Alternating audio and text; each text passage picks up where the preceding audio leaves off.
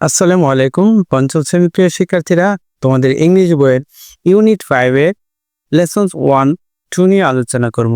এতে আছে দেখো ডেজ ইন এ ক্যালেন্ডার। দেখো ডেজ অর্থ হচ্ছে দিনগুলি, ইন এ ক্যালেন্ডার অর্থাৎ দিন পঞ্জিকা। ক্যালেন্ডার মানে হচ্ছে কি দিন পঞ্জিকা। দেখো এখানে 2025 সালের একটা ক্যালেন্ডারে দেওয়া আছে। আমরা জানি যে একটা ক্যালেন্ডারে কয়টা মাস থাকে? 12টা মাস থাকে, মানে এক বছর হচ্ছে 12 মাস। তাহলে এখানে প্রথম মাসটা হচ্ছে কি January, February, March, April, May, June, July, August, September, October, November, December.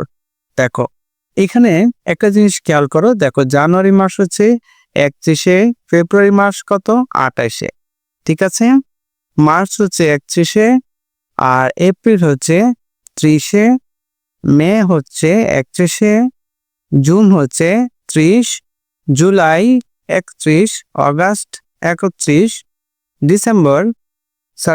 September 30, October 31, November 30, December 31। অর্থাৎ এই কিছু মাস যায় 31-এ, আর কিছু মাস যায় কি 30-এ, আর ফেব্রুয়ারি মাস যায় কত দিনে? 28-এ। যদি লিপ ইয়ার হয় তাহলে যাবে কত দিনে? 29 দিনে।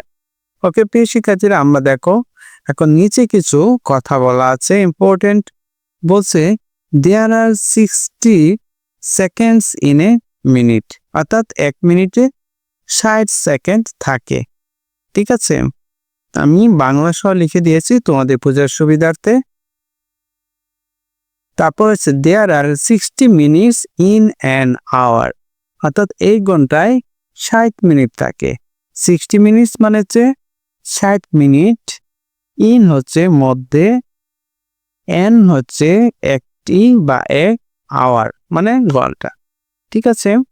দেয়ার আর 24 আওয়ার্স ইন এ ডে, একদিনে 24 ঘন্টা থাকে, ওকে। দেয়ার আর 7 ডেজ ইন এ উইক, এক সপ্তাহে 7 দিন থাকে। দেয়ার আর 12 মান্থস ইন এ ইয়ার, এক বছরে 12 মাস থাকে। There are 365 days in a year, এক বছরে 365 দিন থাকে।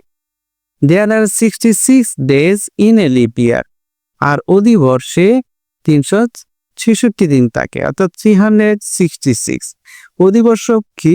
অধিবর্ষ হচ্ছে যেই সালটাকে তুমি 4 দিয়ে ভাগ করতে পারবা সেইটাই হচ্ছে কি অধিবর্ষ, ওকে। এটা আমরা পরে জানবো। ধরো একটু উদাহরণ দিই, 2000। দেখো 2000 এই সংখ্যাটিকে তুমি 4 দিয়ে ভাগ করলে কোনো ভাগশেষ থাকবে না, সুতরাং এটা হচ্ছে কি একটা অধিবর্ষ। এখন 2025কে যদি তুমি 4 দিয়ে ভাগ করো তাহলে এটা কি ভাগশেষ থাকবে, তার মানে এটা কি অধিবর্ষ হবে না, ঠিক আছে। তুমি ক্যালকুলেটরে ভাগ করেও দেখতে পারো। এখন বিতে আছে দেখো পিয়ারর, say the days of the week. C অর্থ হচ্ছে বলো, দ্য ডেজ দিনগুলি, অব দ্য উইক সপ্তাহে, অর্থাৎ সপ্তাহে দিনগুলি বলো। দেখো Sunday, Thursday, Tuesday, Saturday, Monday, Friday, Wednesday, এই হচ্ছে সপ্তাহে দিনগুলো, ঠিক আছে। তাহলে আমরা পেজ নাম্বার 18 শেষ করেছি। তো পরবর্তী ক্লাসে আমরা পেজ নাম্বার 19 নিয়ে আলোচনা করব। তো সেই পর্যন্ত সবাই ভালো থেকো, আল্লাহ হাফেজ।